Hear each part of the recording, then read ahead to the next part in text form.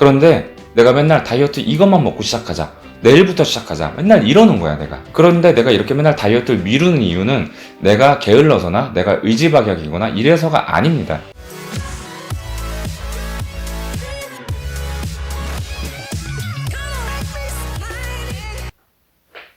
안녕 여러분, 심리학 꿀팁 박량입니다.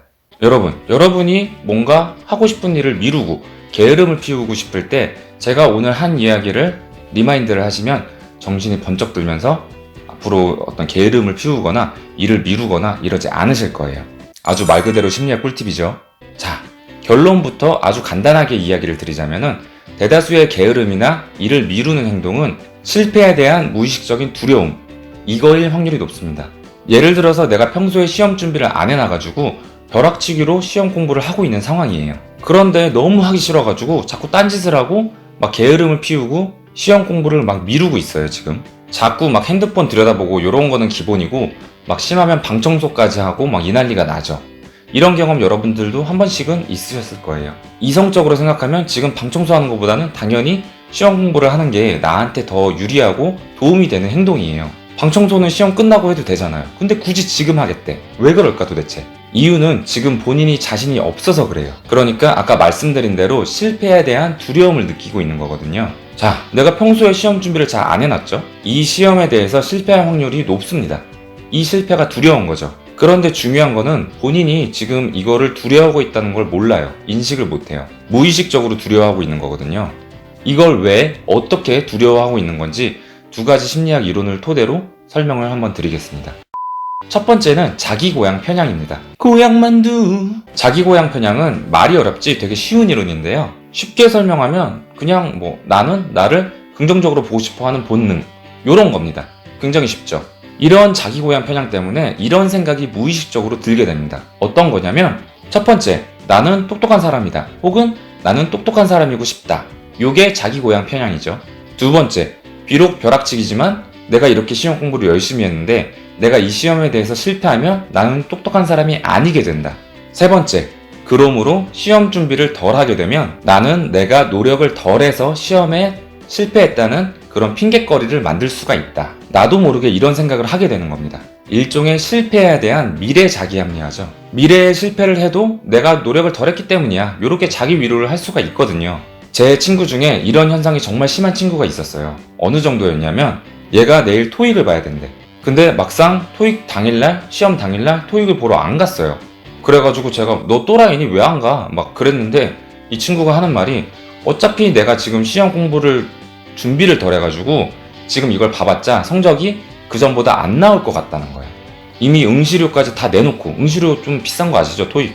사실 이성적으로 생각하면 돈도 돈대로 냈고 어차피 내가 좀 못 볼 것 같아도 그냥 토익 경험치 쌓는데, 그런 실전 경험치 쌓는데 도움이 된다, 이렇게 생각하고 보면은 나한테 더 이득이거든요. 근데 시험에 대한 실패가 무서워서 그냥 때려친 거야. 그냥 안 봐버린 거야. 그러면은 시험 성적이 떨어져도 그냥 내가 안 봐서 그래, 이렇게 이야기를 할 수가 있으니까 좀 이렇게 남이 제3자가 보면은 말도 안 되는 그런 생각인데 본인은 그럴 수 있어요.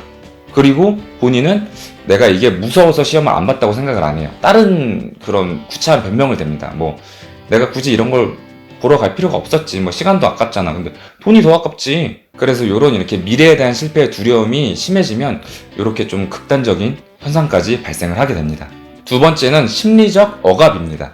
억압이라는 것은 여러분이 좋아하시는 프로이트 선생님의 방어기제라는 이론 중에 하나인데요. 우리 프로이트 선생님은 무의식의 꽃이에요.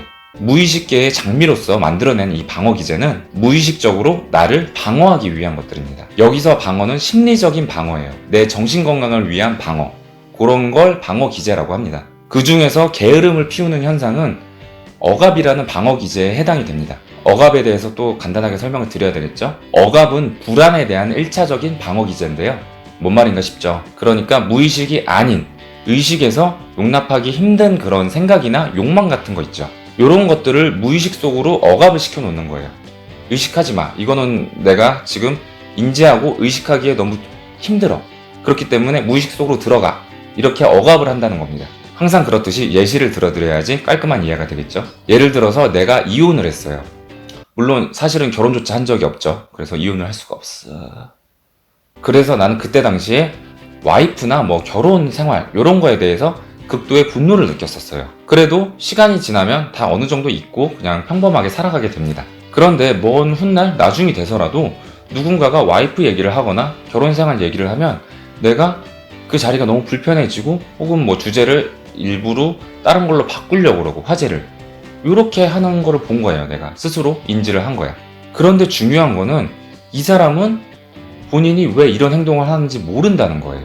나 이제 더 이상 뭐 결혼 생활이나 뭐 와이프나 이런 거에 대해서 더 이상 분노를 느끼지 않는데 내가 왜 자꾸 이렇게 화제를 돌리려고 그러고 뭐 이 자리를 피하려고 그러고 내가 왜 이러지? 이렇게 생각을 한다는 거예요. 사실은 그 이혼이나 뭐 와이프나 이런 거에 대한 트라우마나 분노가 아직까지 무의식 속에 남아있는 건데 그거를 의식으로 끄집어내서 분노로 표출하고 싶지가 않아서 자꾸 막 자리를 뜨고 뭐 화제를 바꾸려고 그러고 이런 행동을 본인도 모르게 무의식적으로 하게 되는 겁니다. 이런 것이 억압입니다. 자, 다시 벼락치기 사례로 돌아와 봅시다. 이 사례의 경우에는 시험 결과에 대한 두려움을 무의식 안으로 억압을 하기 위해서 시험 공부를 막 미루고 게으름을 피우고 이렇게 되는 거죠. 나도 모르게 게으름을 피우고 막 딴짓을 하고 이러는데 본인은 왜 그런지 몰라요. 사실은 시험 결과에 대한 두려움 때문인데 본인은 모르는 거예요. 나는 이 두려움을 내 무의식에서 의식으로 끌어내고 싶지가 않은 거예요. 스스로에게도 조금 창피하잖아요. 내가 이런 거에 대해서 두려움을 느낀다니. 그래서 무의식적으로 딴짓을 하거나 공부를 미룬다거나 이렇게 되는 거거든요. 자, 이제 여러분 알겠죠? 마지막으로 다른 예시를 하나만 더 들어봅시다. 내가 다이어트를 결심을 했어요. 그런데 내가 맨날 다이어트 이것만 먹고 시작하자. 내일부터 시작하자. 맨날 이러는 거야, 내가. 그런데 내가 이렇게 맨날 다이어트를 미루는 이유는 내가 게을러서나 내가 의지박약이거나 이래서가 아닙니다. 다이어트 실패에 대한 두려움, 쪽팔림, 혹은 뭐 다이어트 과정에서 겪게 되는 그런 허기짐, 고통, 요런 게 무서운 거거든요. 이런 무의식적인 두려움 때문에 나는 이렇게 다이어트를 계속 미루게 되는 거예요. 근데 본인은 또 모르지. 그냥 뭐 내가 좀 의지가 박약한가? 근데 이런 걸로 치부하고 말아. 빨리빨리 시작해야 되는데 이게 무서워서 그런지를 잘 몰라요. 자, 이런 상황에서 무의식을 의식으로 끌어내라는 겁니다. 그냥 두려워한다고 인정을 하세요. 그냥 내가 두려워서 이러는구나. 내가 지금 게으르거나 의지가 부족해서 이러는 게 아니라 그냥 내가 다이어트 실패에 대한 두려움, 다이어트 과정에 대한 두려움 때문에 이러는 거구나 하고 본인을 다시 뒤돌아보라는 거예요. 그러면 머리에서 정보가 이렇게 딱딱딱 들어오는 거예요. 내가 지금 쫄았네. 이거 아무것도 아닌 것 같아. 내가 지금 쫄고 있네. 이러면서 게으름을 피우지 않게 됩니다.